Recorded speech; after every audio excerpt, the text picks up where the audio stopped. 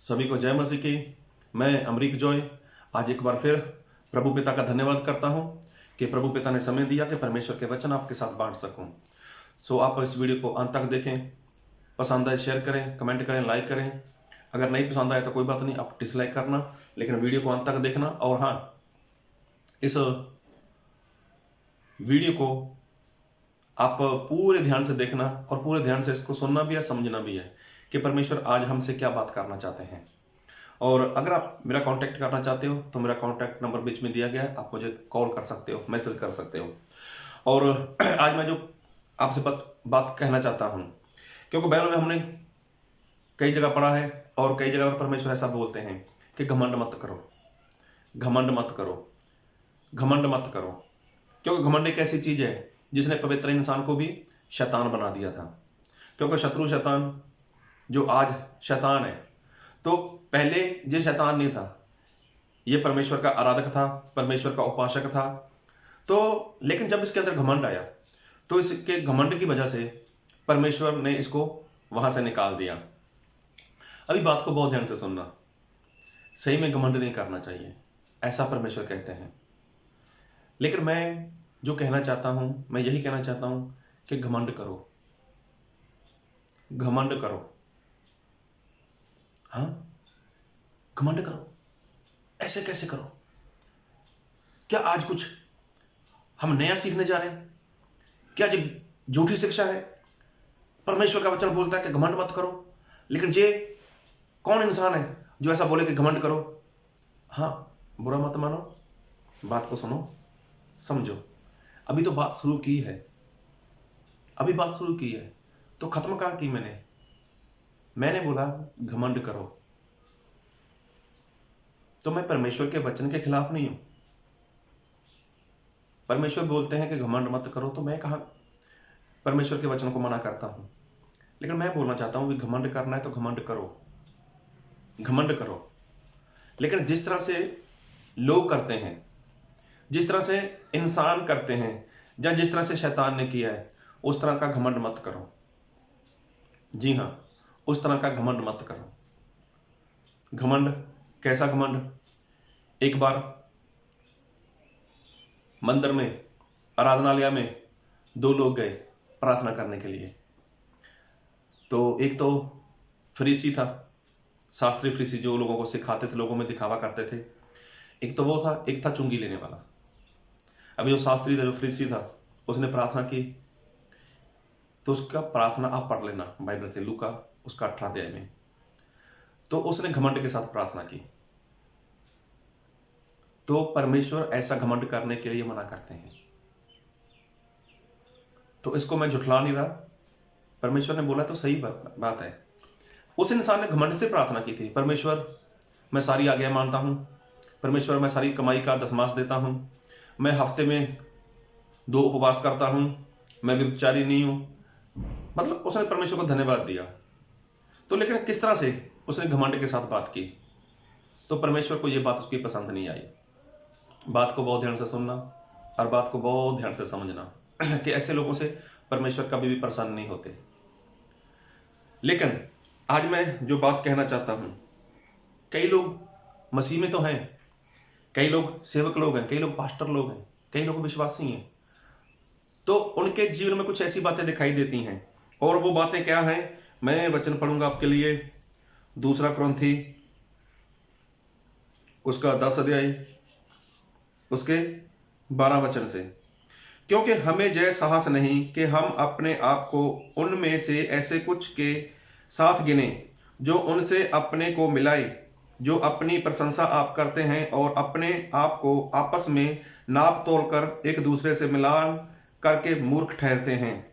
तो देखो, परमेश्वर का दास संत पौलुस ऐसा बोलता है कि हमें किसी के साथ हमारी तुलना नहीं करनी चाहिए, किसी के साथ नाप तोल नहीं करना चाहिए। होता है बड़े बड़े सेवक लोगों में, बड़े बड़े पास्टर लोगों में, चाहे बड़ा हो चाहे छोटा होता है। तो जब भी वो 2-4 पास्टर के जमा हो जाएंगे तो वो बातें करेंगे, अच्छा तो कितनी कलीसिया आपके पास, कैसी सेवकाई है आपकी, 1 महीने में कितने बपतिस्मा दे देते हो आप, कितना बाहर जाना है आपका, कितने लोगों में जाते हो आप, या आपकी चर्च के कितने लोग वो अपने बाहर किसी दूसरे देश में जा चुके हैं। अरे आपके द्वारा कितने सारे चमत्कार हुए, और आपकी चर्च में से कितने लोगों का वीजा लग गया, आपकी चर्च में कैसे कैसे लोग आते हैं, आपकी सेवा जो सेवा है वो कहां तक फैली हुई है, मतलब वगैरह वगैरह वगैरह बहुत सारी बातें कर देते हैं। तो ये सही में उनको जानने का प्रयत्न करते हैं, किस लिए? वो ये देखना चाहते हैं कि हम या मैं इस पास्टर से कहां पर बड़ा हूं और कहां पर यह पास्टर मुझसे छोटा है। तो ज्यादातर ऐसी बातें इंसान करता है। या फिर आपके द्वारा कितने चमत्कार होते हैं, आपके द्वारा कौन सी बीमारी दूर हो गई, अरे कौन सा काम आपके द्वारा होता है, मतलब ऐसा किसी को जांचने का प्रयत्न करते हैं। और एक बार फिर वचन पढ़ूंगा वही, क्योंकि हमें जय साहस नहीं कि हम अपने आप को उनमें से ऐसे कुछ के साथ गिने जहां उनसे अपने आप को मिलाएं। देखो, हमें इस बात करनी है कि हम उनके साथ अपनी तुलना करें, उनके साथ मिलान करके देखें कि कहां पर ये छोटा है, कहां पर मैं बड़ा हूं, कहां पर इससे कम नहीं हुआ, कहां पर मुझसे काम ज्यादा हो गया, मतलब ये काम मैं नहीं करता। फिर लिखा है जो अपनी प्रशंसा आप करते हैं। तो देखो, ऐसे लोग हैं जो अपनी प्रशंसा आप करते हैं और अपने आप को आपस में नाप तोल कर एक दूसरे से मिलान करके मूर्ख ठहरते हैं। तो देखो, जब ऐसा कोई इंसान करता है ना, तो वो घमंड से करता है। तो ऐसा घमंड वो परमेश्वर को पसंद नहीं है। आपके पास कितनी संगत है, आप कितने लोगों को बपतिस्मा दे चुके हो, आप एक महीने में कितना बपतिस्मा देते हो, आपकी सेवा कैसे, वगैरह वगैरह। जब इंसान कुछ बातें करता है, वो क्या करता है? वो घमंड से बात करता है, घमंड से ऐसी बातें करता है। तो ऐसा घमंड वो परमेश्वर को कभी भी पसंद नहीं है। और दूसरी बात मैं जो कहना चाहता हूं कि परमेश्वर का जो दास है संत पौलुस, तो वो ऐसा बोलता है कि घमंड मत करो।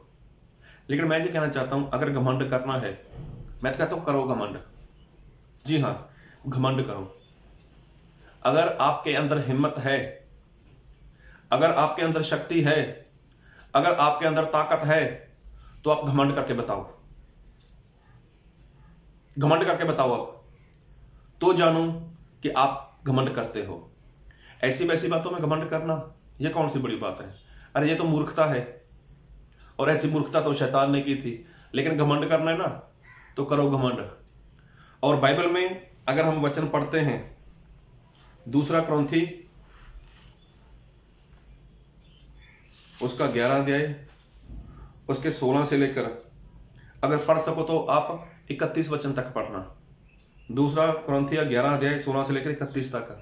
तो यहां पर परमेश्वर का दास संत पौलुस बोलता है कि मैंने कितना दुख सहन किया, मैंने कितनी मार खाई, मैंने कितनी निंदा सहन की।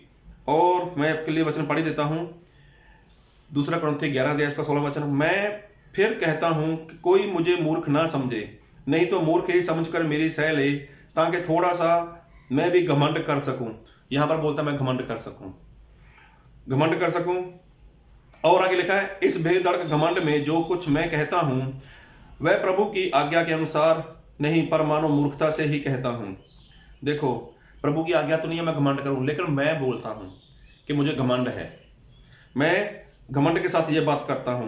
क्या घमंड के साथ बात करता हूं? एक बार फिर आपके लिए वचन पढ़ूंगा, और मैं पढ़ूंगा आपके लिए परमेश्वर के वचन से। दूसरा क्रंथिया 11 अध्याय उसका 23 वचन। क्या वह ही मसीह के सेवक हैं? मैं पागल के समान कहता हूं, मैं उनसे बढ़कर हूं। अधिक परिश्रम करने में, बार बार कैद होने में, कोड़े खाने में, बार बार मृत्यु के जोखमों में। तो ये घमंड से बोल रहे हैं परमेश्वर का दास। मेरी सेवा ऐसी है। अगर तुम लोग घमंड करते हो ना, तो परमेश्वर का दास बोलता है मेरा घमंड तुम लोगों से ज्यादा है, मेरा घमंड तुम लोगों से ज्यादा है। और तुम तो तुलना करते हो किसी के साथ, तुम्हारे पास कितनी कलीसिया है, तो कितने बपतिस्मा दे दिए, ऐसा है वैसा है, तुम्हारे पास कितना पैसा है, कितने प्लॉट हैं तुम्हारे पास, कौन सी गाड़ी में घूमते हो, और आपकी संगत में जो लोग आते हैं कितने आशीषित हैं।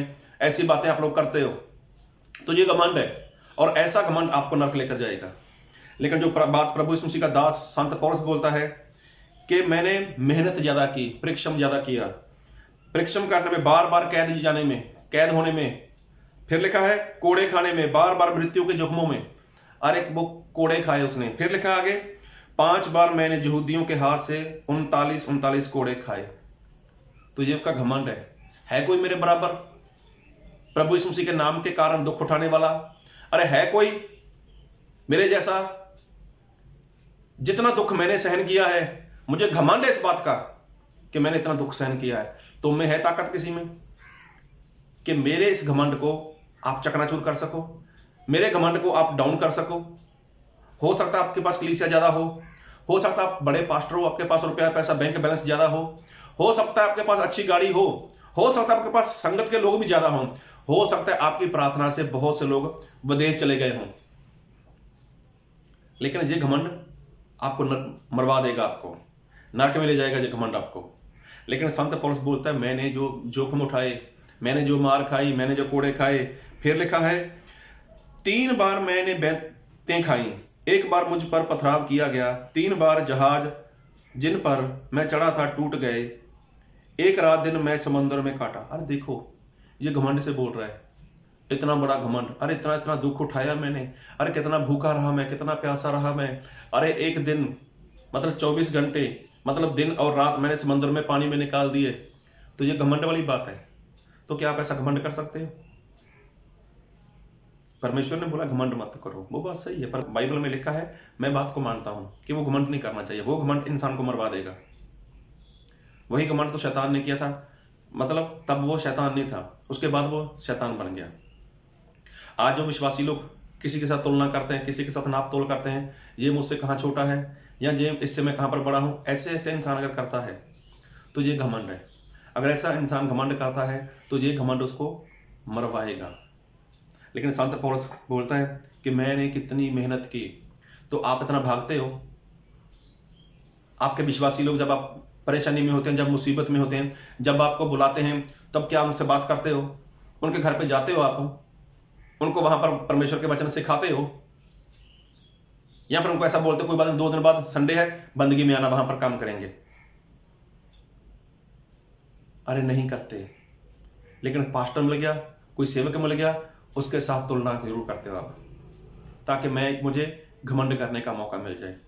ये गलत है, इसमें ये गलत है। लेकिन परमेश्वर का दास बोलता है कि मैंने बहुत जगह दुख उठाया है।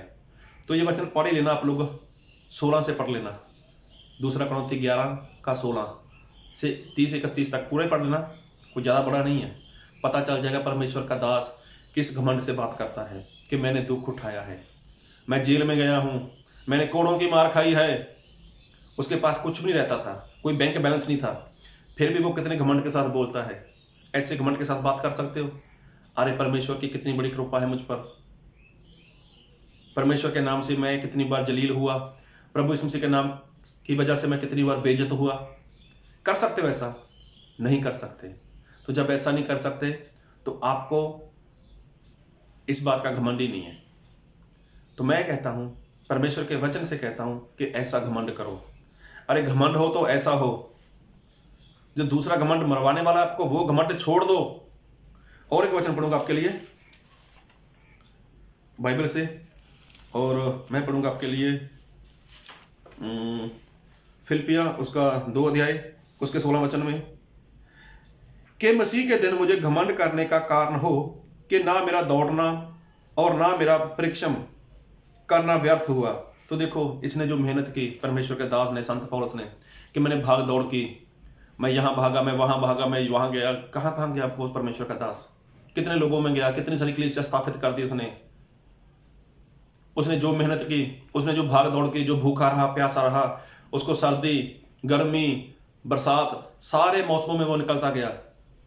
लेकिन क्या बोलता है? मुझे इस बात में घमंड हो कि जो मेहनत मैंने की, जो भाग दौड़ मैंने की, उसमें मुझे क्या हो? घमंड हो। एक बार फिर पढ़ूंगा, कि मसीह के दिन मुझे घमंड करने का कारण हो कि ना मेरा दौड़ना और ना मेरा परिश्रम करना व्यर्थ हुआ। मतलब जितनी मैंने भाग दौड़ की है, वो मैंने इतनी भाग दौड़ की कि मुझे उसके ऊपर घमंड है मुझे गर्व है इस बात का कि मैंने जो मेहनत की, मैं जो भाग दौड़ की, उसका मुझे फल मिला। लेकिन अगर घमंड करना है तो पौलुस के जैसे सब घमंड करो। कल जाकर कोई पास्टर मिलता है, कोई सेवक मिलता है, तो उससे ऐसी बातें मत करो कि आपको ऐसा लगे कि मैं इससे ऊपर कहाँ पर हूँ। देखता भी मिलता भी कई लोगों को, उनकी बात करने का जब तरीका होता है तो पता चलता है कि ये घमंड से बात कर रहा है। अरे मेरे चर्च में इतने सारे चमत्कार हुए, मैंने प्रार्थना की, जिसको बच्चे नहीं होते थे उसको बच्चा हो गया, मैंने प्रार्थना की, जो लोग विदेश जाना चाहते थे वो विदेश चले गए, ऐसा हो गया, वैसा हो गया, ये हो गया, वो हो गया। लेकिन भाई लोगों कभी ऐसा बोलो ना, अरे प्रभु यीशु मसीह के नाम के कारण मैंने दुख उठाया, ये मेरे लिए घमंड वाली बात है। तो संत पौलुस के द्वारा कितने चमत्कार हुए। संत पौलुस के रुमाल से लोग चंगा हो जाते थे, उसके कपड़े से लोग चंगा हो जाते थे। तो क्या उसने कभी इसके ऊपर घमंड किया? आपने 2-4 चमत्कार क्या हो गए, आप तो इतने बड़े घमंडी बन गए। शर्म आनी चाहिए आप लोगों को। आप चमत्कार करते हो, आप करते हो चमत्कार।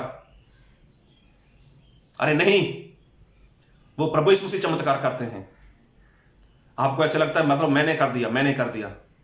अरे आप गधे हो, गधे हो आप पास्टर ना, पास्टर नहीं हो, गधे हो आप। गधे इसलिए हो आप क्योंकि जब प्रभु यीशु मसीह संसार में थे तब वो प्रभु यीशु मसीह एक गधी के बच्चे के ऊपर बैठे थे। मालूम है तब क्या हुआ था? बाइबल के जानकार हो आप। तब क्या हुआ था? लोगों ने अपने कीमती वस्त्र उतार कर उस गधे के आगे बिछा दिए थे। तो गधे को क्या लगा कि मेरा मान सम्मान हो रहा है। जब तक प्रभु यीशु मसीह उसके ऊपर सवार था ना, तब तक ऐसा हुआ। अगर आज आपके साथ ऐसा होता है ना, आज आपके साथ ऐसा हो रहा है कि लोग आपको मान सम्मान देते हैं, लोग आपकी इज्जत करते हैं, तो इसका मतलब प्रभु यीशु मसीह आपके ऊपर सवार है। जिस दिन प्रभु यीशु मसीह आपसे उतर गए ना, आप कहीं के नहीं रहने वाले। खुद को गधा मानकर चलो कि प्रभु यीशु मसीह मेरे ऊपर सवार है और मेरा नहीं, मेरे प्रभु यीशु मसीह का सम्मान होता है। लेकिन आपने 2-4 चमत्कार क्या कर दिए, खुद को घमंडी बना लिया आप लोगों ने। शर्म आनी चाहिए आपको। अगर घमंड करना ही है ना, पौलुस के जैसा सब घमंड करो। अरे बताओ लोगों को, कितनी बार मैं यीशु मसीह के नाम से जेल गया, कितनी बार मेरी निंदा हुई, कितनी बार लोगों ने मेरा विरोध किया, अरे कितनी बार लोगों ने मुझे मारा। ऐसा घमंड कर सकते हो? नहीं करोगे, इतनी ताकत नहीं है। अगर ऐसा होता है आपके साथ, तब भी बड़ी सी पोस्ट निकाल दोगे, आ जाओ हमला हो गया, हम भी कुछ करें। आप को घमंड करना है तो घमंड करो, पौलुस के जैसा घमंड करो। मैं सही में हम ऐसे पास्टर नहीं हैं। अरे हम तो परमेश्वर के गधे हैं, और गधे भी ऐसा होना चाहिए जो अपनी समझ का सहारा ना ले। इसीलिए पास्टर लोगों, विश्वासी लोगों, अगर आप तुलना करते हो कि मेरे पास कितनी आशीष आ गई, कितनी मेरे पास संगत हो गई, कितने मेरे पास प्लॉट हैं, कितनी मेरी प्रार्थना सुनी जाती है, अरे वो अच्छी बात है। लेकिन अगर आपके अंदर ये घमंड है कि सामने वाले के पास क्या है, उसको आप जांचने का प्रयत्न करते हो, तो मर जाओगे आप। प्रभु यीशु मसीह लिहाज नहीं करेंगे आपका, शर्म नहीं करेंगे प्रभु यीशु मसीह आपकी रखेंगे कि आपने ऐसा ऐसा किया है। लेकिन संत पौलुस बोलते हैं, मैंने जितनी भाग दौड़ की, मैंने जितना परिश्रम किया, तो कितनी भाग दौड़ करते हो आप? उतनी संत पौलुस के जैसे करते हो? मार खाई, कोड़े खाए, जेल गए, भूखे रहे, प्यासे रहे? अरे नहीं। अरे किसी के घर में आप बंदगी करने जाते हो ना, वहां पर सुन लो सच्चाई, अगर हिम्मत है तो किसी के घर में बंदगी करने जाते हो ना, अगर वहां पर सब्जी में थोड़ा नमक कम आ जाए ना, तो तुरंत बोल देते हो थोड़ा नमक लेकर आओ, नमक कम है। आप चौधरी हो, कलेक्टर हो, नमक लेकर आओ। या फिर बोल देते हो अचार मिलेगा, अचार है। कौन हो आप? कौन हो आप? बताओ मुझे। बात करते हो आप। अगर रहना है तो परमेश्वर का दास बनकर रहो, एक गधे की समानता में बनकर रहो। अपनी समझ का सहारा मत लो।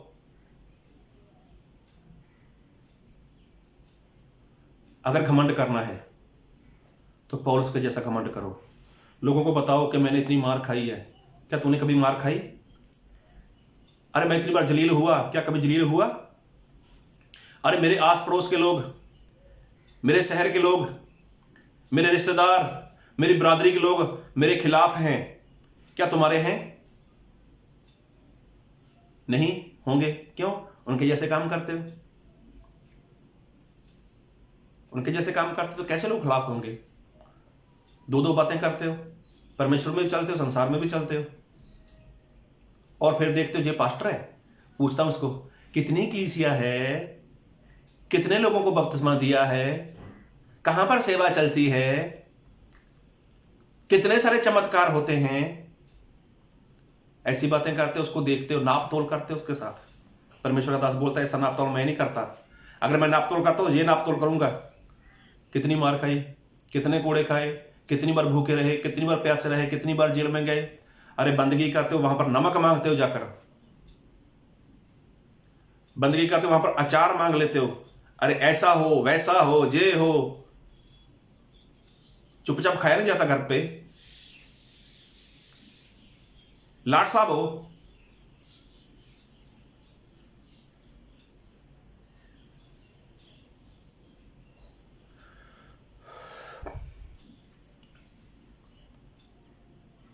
इसलिए परमेश्वर के वचन को सही ढंग से सुनो, सही ढंग से मानो, और परमेश्वर के वचन में बढ़ सको। प्रभु आपको बहुत आशीष दे। आमीन।